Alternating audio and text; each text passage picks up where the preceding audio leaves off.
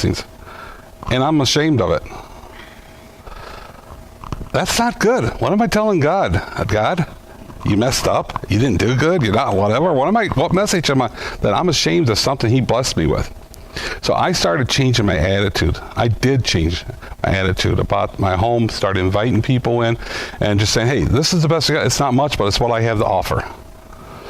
And then lo and behold, about a year after doing that, we moved into our present home over here out by Farmfleet and Wycliffe Estates, and I went from a 1,100 square foot to a 3,400 square foot home. And God really blessed us with that.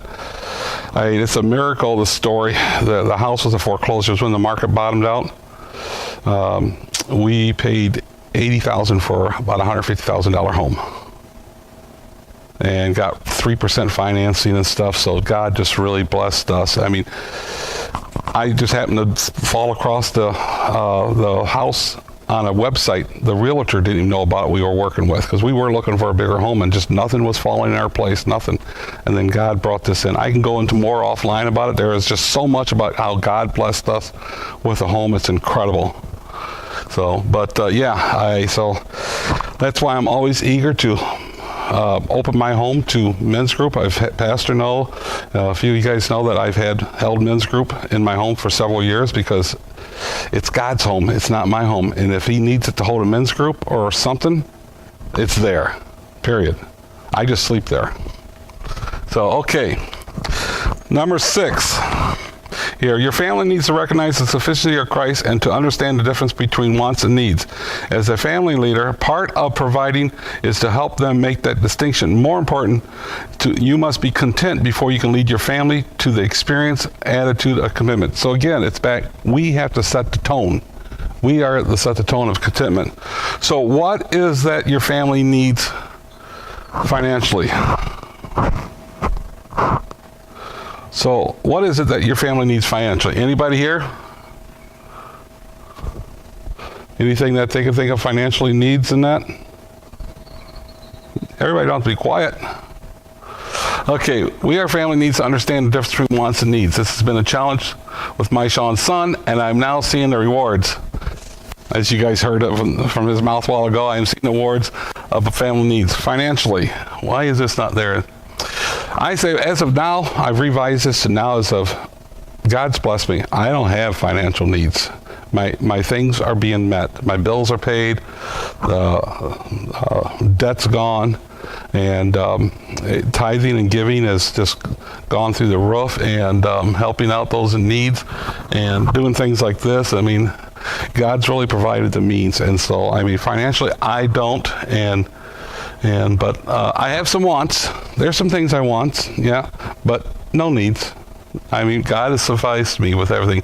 Physically, as we go into this, financially, physically, my wife's back. We got back issues. I think it's the bed. I'm pretty sure it's the bed and the belly, the B&B problem.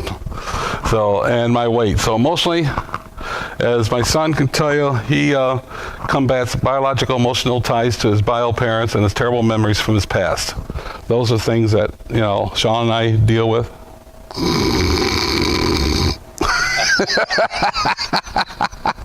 I love you, son. You can't hang with the big dogs. So, and spiritually, my family to walk with one with God, many unsaved loved ones. I'll say the one thing I'm still lacking there is that I don't have regular family. Sean and I do Bible studies together and stuff, but he goes through, reads the material, and I question him on it and make sure he understands what we're going through, all this stuff. But I know I am shorting God, myself, and my wife, my son and I, all sitting down and going through the Word together. And I know that's something I need to work harder on, make it happen, because it's me who's got to set the tone. And if you guys would pray for that, I'd appreciate it. All right? So anybody want to go through their physical, emotional, spiritual needs that they can think of?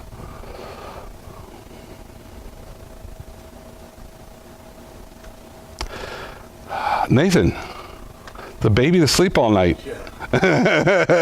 Weren't you telling me about that this morning? Yeah, right now he needs a lot of things, obviously physically, because he can't do anything himself. So that's But I too struggle with the spiritual leading of my home, sitting down and going through devotions and stuff like that with my wife and stuff. You go for a couple days and then life gets busy, and then next thing you know, 2 months later, you haven't done it in a long time. Yeah, and I myself, I like to get up early in the morning before the butt crack of dawn and do my devotion time then, because that's my time and people can't call me, interrupt me, or whatever. But getting my wife up at that time to work with me, or getting him, I was like, you're crazy, should be sleeping this time of morning. But that's the way I'm wired. So, and then myself, there's sometimes this confrontation. Well, I don't see that and that. And then, so since we don't agree sometimes on what the Bible says, then why should we study together? So those are things I fight. I don't know if you've had that experience. Yeah, she was raised Catholic, so we have some differing views on some things. Not a ton, but some. And then our biggest thing is our work schedules, because I work 24 and a 12, and my 12 can be whether it's on the day shift or a night shift, and then she works 3 12s during the week. So it's kind of like, unless you're going to wake up at 4 a.m. every day, but then even on days that if she works the day and I'm coming off a night shift, we don't see each other that morning. So it's very easy to get off schedule with anything that you want to have it be a regular thing. So It is on some nights, and a lifestyle like that can be very hectic. And that's where you just, maybe just read a verse or something together like that. And I could do a way better job of this, but in that situation, I think if you would do this one thing, I think you'd actually find it very, very rewarding. It shows your confrontation. If you guys can agree, like Jessica has a great devotional for newlyweds. You guys haven't been married that long, I know that. So, but if you agree to do this devotion together, where she reads it during what her time is, and you read it during what your time is, and you just send a note. What do you think of that part in there? So it's almost like a note going back and forth. Because then you don't have a confrontation. Because sometimes you'll see something, usually over something stupid too. And that eliminates that part. But you might find that might work for you guys. I think Jim's on to right there, because I've been having troubles with the wife myself, and with some confrontation, and sometimes my prefrontal cortex gets in a way of my head, and my mouth doesn't say what I want to say or should say.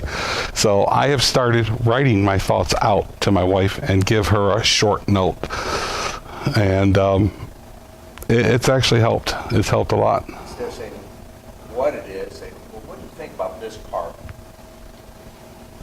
Let the word work. The word's going to be more powerful Yes. than what we are by far anyway. Yeah. But then you're not trying to overcome. On that shift basis, it's going to be really tough. Unless you guys, what would be great is if you guys could get into a couples thing on something. You must have, whether it's Saturday night or Sunday, and it could be a lot of fun to do just once a week thing too. Yeah, no, I think Jim's got a good idea there about just doing that. And then on the days where you have time together, then either go back over that stuff and go more, or go on to something else. But yeah, that will work, because if there's a will, there's a way. If there's a will, there's a way. All right. So, thank you, Jim. Being a man and a father is more than just bringing home the bacon. It does not stop there with providing for the physical needs. As above listed, there are physical, emotional, and spiritual needs we must meet as men, as our families are dependent on. It includes the soft emotional stuff too, guys. That's one I struggle with. And my wife's probably tough with some others out there, but so much has been market-oriented in this country. You go back even 150 years ago, there'd be a woman in a sod hut in Nebraska giving birth, and within 2 days still taking care of the chickens and taking care of the baby. That's tough. They don't look at it that way. Well, I'm just saying, and that's extreme on the one end, I get that. But engagement rings, until the early 1900s, there was no engagement rings. Some jewelers got together in New York City to create revenue, so they came up with the idea of engagement rings. There was only wedding rings.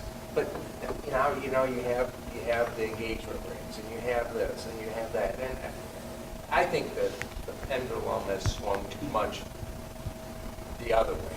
It shouldn't be the 1850s way, but it shouldn't be the almost 2020 way.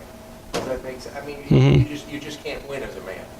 No, it's really stacked against us in a lot of ways. 367 holidays in a 365 days. And if you miss one, Yeah. pay the price. Well, but my wife always says, when we come, no, they're not equal. I believe you tell you that. I said, you're my helpmate. No. I suppose the women, I can see their point, I guess, but too many women want to take a place in the man. Well, the Bible does say women are equal to men. The Bible does clearly say women are equal to men. But you got to take it in context. In God's love and grace and stuff. That verse is so taken out. I mean, we are different. My kids are equal to me in my love for them. But how I view them or whatever, or what I expect of them is different because of their capabilities. My son is a gearhead. I expect him to be able to work on a car. I don't expect him to be able to work on the computer. That's why he asked me to work on it, was down there, because things were messed up. He's not a geek. So, I mean, I love him, and I love my daughter, and I love Sean, and they're all the same. But their roles and what their duties are different. And just like the equal statement, we are equal in God's eyes. So okay, let's go ahead. As we draw nearer to the end of the study, the resolution of what it means to be a man of God has taken on a whole new light, I bet. So in the days ahead, let's think how we can be a better provider for our families and a better provider of physical, emotional, and spiritual needs. How are we doing on time? 8:40. Okay, we're doing good. All right. So you should be thinking about the financial provision and the extent of your responsibilities as a husband and father. I'm reading from page 85. Bringing home a paycheck and keeping up with your family clothed and fed are not where provision stops. As a shepherd leader, again, the shepherd leader, and maybe I'll bring up the shepherd definition and all the stuff if you guys want. I can bring it up, I can go get it. You are responsible for providing spiritual and emotional substance to your family to feed on, and you provide the example they are to look on. So you to feed them spiritually and provide the physical example to look on.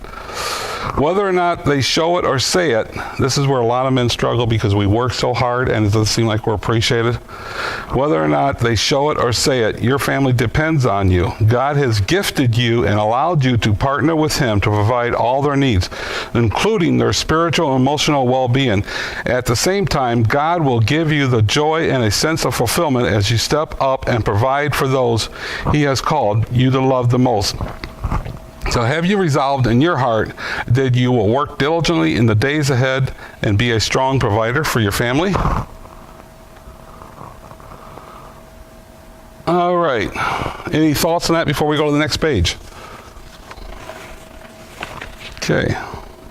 You guys are quiet this morning. Your tummy's real full. Except Jim. Did they eat all of it and you didn't have anything you wanted over there? No, I have Okay, my resolution, putting truth into practice. Okay, providing for your family presents one of those interesting paradigms. I can't say it. Paradigms in God's kingdom. Thank you.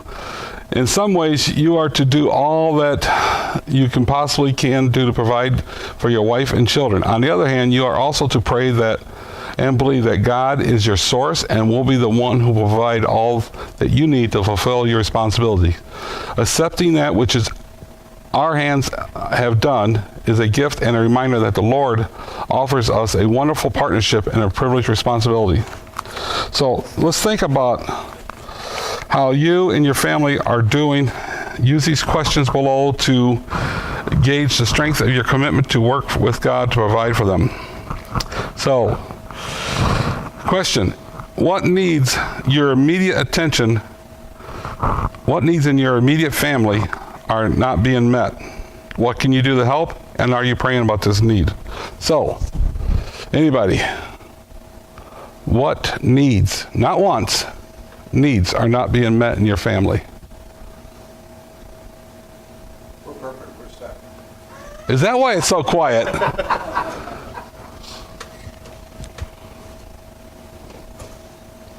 Well, I personally think of the spiritual time that I mentioned earlier with my wife and son, more of that time, and not getting so busy with everything else or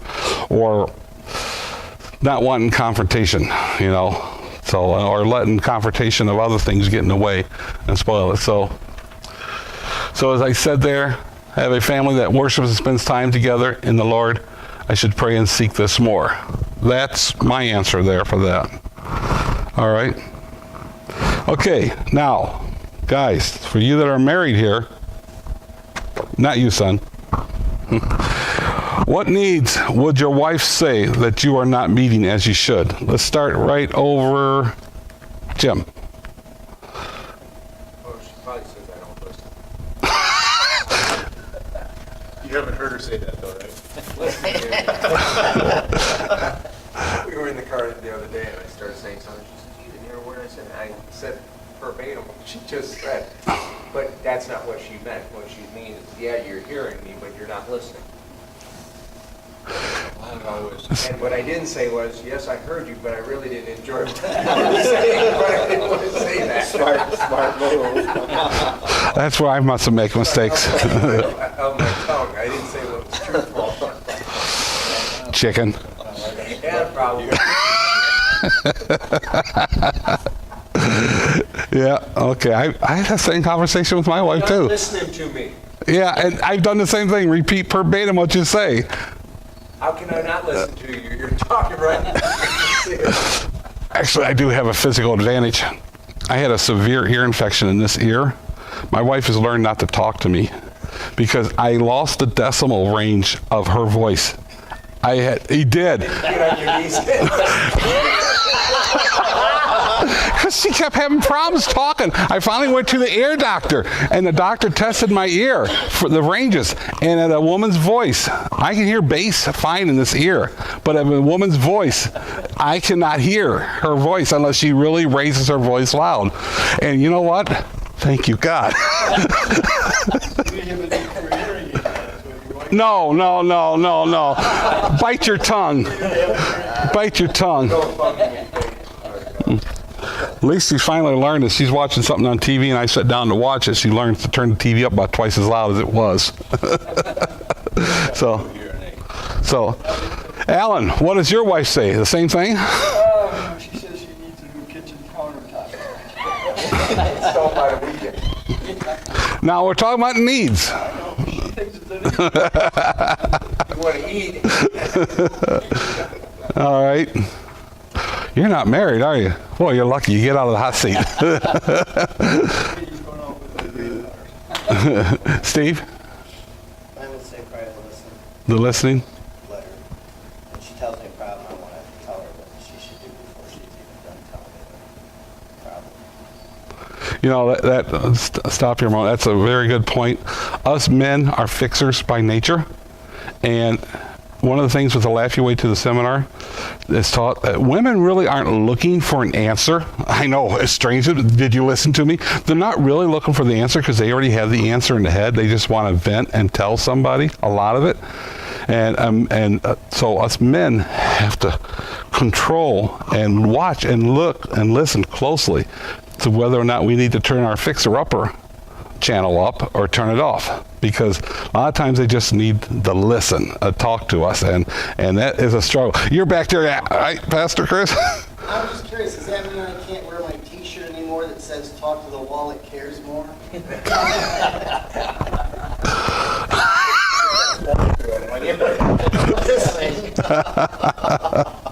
Okay. Dad. Both you and I are in trouble, Chip. I used to have a T-shirt that says, don't act stupid to me because I'm the king of it. My wife, she finally got a hold of it and cut it up. All right, so she doesn't have a need anymore. I just got to add something. I got to go. It's real quick, though, okay? Husband and wife once got in an argument. Finally, the husband's had enough of it. He looks at his wife and says, I don't know how God could create somebody so beautiful, so stupid at the same time. And instantly she goes, Well, it may be beautiful, so you'd be attracted to me, and it may be stupid, so I'd be attracted to you.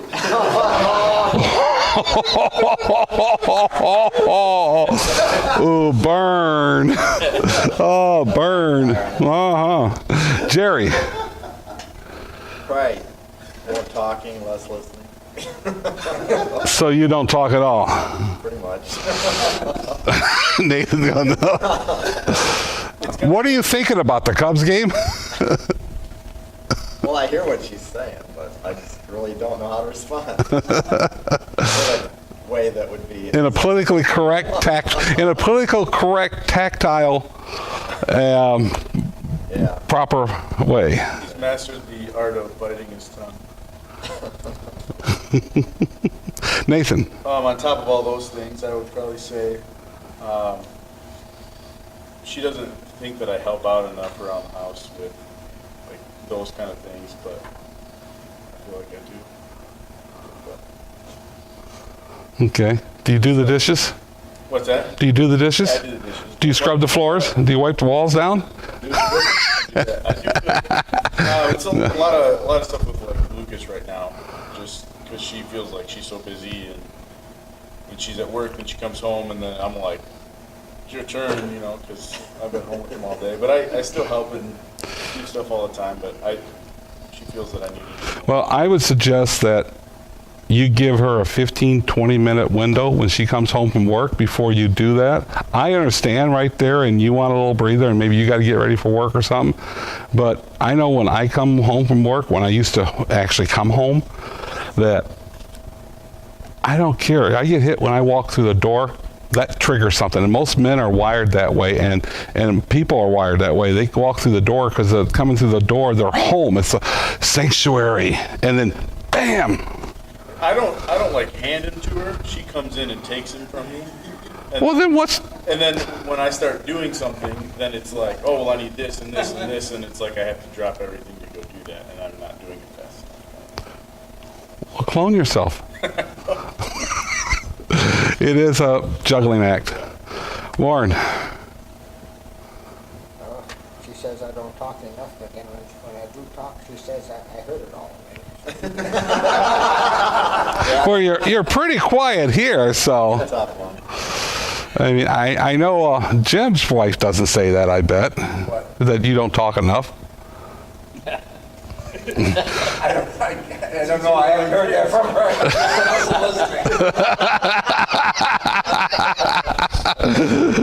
Jim. I think the hearing part, I guess, I don't always pay attention all the time, so. Go get your ears checked. Maybe you could have a medical reason not to. I do. I got hearing loss too. I got high hearing pitch. Everybody might want to do this. My wife hated that. She's the one that wanted me to go get my ears checked. Pass the horse when your wife was with you. Well, you always want to be right. That's what she was telling me, you know. Add that one too. Stubbornness, you know. Yep. So, okay. So, let's see. I would say a husband who listens and supports her, and then I go back to the story about Adam and Eve. Adam listened and supported her, and where did that get us men? Amen. Right?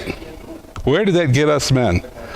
We can listen to our wives, but again, Well, he made the whole world sin by listening to it. yes, but again, we have to make our own decision on our own. Okay, let's go to the next one.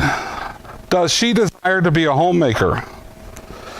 If so, are you working toward are you working towards allowing her to do it? In other words, stay-at-home mom, homemaker, where she is focused with nurturing the kids. Now, that little statement is sort of the modern version. If you go back in what we just read about Proverbs, I mean, that was a homemaker back then. I mean, she took care of the kids and stuff. I mean, it was primary for taking care of the kids back then, but she was also out in the fields. As a matter of fact, when my dad was growing up, all the family worked out in the field with your dad, didn't you?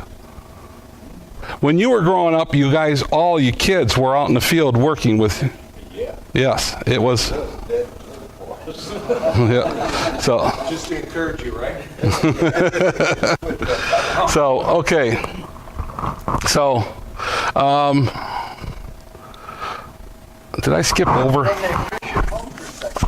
that what her role should be? Yes. Stay at home for making sure if you have kids, she's raising the kids, she's taking care of the home, she's making the home ready for you to come home. When I went to my wife, she asked me to do something, I was sitting there, and I know she's done this, I go, I said, well, I got part of that. Yeah. Well, I realize, guys, I skipped a couple of questions on page 86. I mean, number 3, if there are widows in your extended family who struggle financially or need day-to-day assistance such as lawn mowing, how can you help? How should you pray to that person? Is there somebody that you can help? As men, we are to help those. We read in last week's scripture, we are to help widows and orphans. And so as I said here, I don't have a widow. I have a mother-in-law, divorced. She's a great woman. She is. She's also, I call her Ma, because she's almost like a mom to me. And she's the woman that I spend weekends a lot of times. And just before this men's group started, I actually spent more time with her on the weekend than I did with my own wife, because I was down there. Well, my dad went down with me one day. We pressure washed the house and stuff, and I did re-landscaped our yard this spring and stuff. So those are things as men we're supposed to do and look out. Not all of us can, but there could be somebody, just like yesterday, this elderly lady crossed our son's path. She was needing yard work to do, and she's living on Social Security and that, so she really can't afford something. So this afternoon we're going to go do some landscaping work, so to help out. And that's what we as men are supposed to do, to be there. It's not about the money, it's about doing whatever we can do to help. So anybody else got anything to add where they've got somebody in their life they've done? Glad you left your mother-in-law, I couldn't stand All right, we're near the end. Let's try to rush through this. If you have children, would you characterize them as selfish or selfless? And attitudes at home might be contributing. Previously, but better, I had for my original answer. And for the most part, you see there, Sean is still a whip, a work in progress. He's in Twilight Zone right now. He can't hang. We were up playing Nintendo last night till about 11 o'clock, and that's just too late for him if he doesn't get 10 hours of sleep. So let's continue on. Did I find the page down button? Okay, let's see. We can probably skip. Sometimes children have been given a lot, are unable to cope with the work they are required when they launch on their own. Consider helping your children thin out their toys or clothes, donating the objects to charity and others' needs. Assuming they are old enough, your children can begin to work for allowance and learn financial responsibility. Share and use basic budgeting.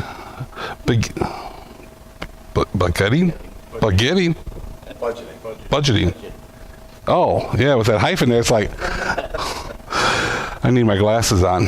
Principles that reflect biblical stewardship and godly gratitude. So we need to look at what are we doing to model strong work ethic for our children. One of the things there I pointed out in mine, since I work from home, Sleeping Beauty can watch me, and even though I don't have a boss or anybody around me, fellow employees, he can see that even though I could be off playing games or doing something, and I'm there working, doing my job. And if sometimes he's wondering why I'm working so late, because I didn't get a start till late in the morning. So I make sure I get my 8 hours in at least. And so that, and then how can you protect your wife from carrying heavy financial strain? I had paying off debt, saving, investments done, and so as I said, God has really blessed us. I don't have any debt virtually except for the house payment now, so that's a wonderful feeling. And I'm now putting money away, so living the resolution has really done a lot for my life. And for the last question, does she desire to be a homemaker? Yes, my wife would like to have kids, but I can't provide. Took care of that a long time ago. That's one of the reasons why we got Sean. We've also been looking for smaller children to adopt for the future, a little boy and a little girl or something more to add to our household. So anybody got any thoughts on those questions? I don't want to be showboating up here with the whole thing. It's 8:59, but if anybody got any comments, we can open the floor. I think it's hard in today's society to be able to have a stay-at-home mom I know that sacrifices need to be made and stuff like that, but Sammy and I have been looking at doing the Dave Ramsey program and doing some studying along, paying off debt and saving and stuff like that. I just don't see how it's possible Yeah. to do it without money. The Dave Ramsey sidebar is a great program, except I disagree with one part. He says pay off your smallest credit cards first. That way you can have that goal and accomplishment. I'm a penny person. I pay off the credit cards with the highest interest. I did that with my wife's and got her out of debt. Even though we weren't paying off a credit card, we did the minimum on the low interest ones, but we did whatever we could on the high interest, and we got out of debt a lot faster. So that's the only thing. Other than that, he's right. Beans and rice, beans and rice. And I disagree. A lot of us, my wife was off without work with her back surgery, and now she's off work again. And I was telling my wife, it's great that we don't need your paycheck, because we have budgeted ourselves on my paycheck. For the most part, my wife doesn't have to work. Her money is for extra stuff and that. Yes, I hear you. 9 o'clock. So it is difficult. There's a lot of things, but it's also what we set our standards. Do our wants we think they are our needs? You know, I don't need a 3,400 square foot house to live in. You know, that makes gas bills more, electric bills more, this and that. You know, I do need a big dining room table where a lot of us have sat around. I could set 10 people around that table easily, because it's a big table, big room. But other than that, you know, it's really, what do I need? And so we have got to, when we look at our stuff, like was said earlier, about our expectations, if we get it, we do, we're happy. We need to be content. This is about humbling ourselves. This section is, again, about humbling and being content with what we have and what the Lord provides us. And if something doesn't happen our way, just say, okay, God's got a better plan, or it wasn't where I take it. Like, what if you were offered what if I told you I can get you a job that's a $10 billion a year job, Nathan? Would you take it? Or what if it was in the sex industry somewhere? No. That would be a blessing, one person having a job like that. But it's not. It would be a bad world to be part of, and you would be. Most men, I know this guy here, wouldn't want to be part of that world because of the weaknesses in that, and you surround yourself with garbage, you start to smell like garbage, So I'd rather be with roses than that. So with that, I think that pretty much wraps it up. Let's see. Again, make a prayer list this week of needs we should be praying and trusting God for. And in time, we'll find our needs list will disappear if we really focus on needs as what God point of view is. Because that needs should be. And then put your wants on there. Our Father says, ask. If we are truly in His will and stuff, I didn't need a big home like I have, but I was blessed with it, And so ask and, pray for it. And we didn't have time, but again, I put the do's and don'ts. How many guys went through the do's and don'ts of prayers that I put together? A lot of stuff in there that a lot of us have probably didn't realize that we're shooting ourselves in the foot because we aren't praying properly, or we aren't living and doing the things properly we should to have our prayers answered. So, let's see. All right, wrap us, that's it. Okay, let's go ahead and close in prayer. Jerry, would you like to close us in prayer, please? Dear Heavenly Father, thank you for bringing us together today to study your word and help us to get closer to committing ourselves to you and doing the things that you would want us to do, knowing that those things will lead us closer to you and help us to be content and happier in our lives and with those around us. Help us to focus on these things this and the weeks to come. And thank you again for all that you do for us. And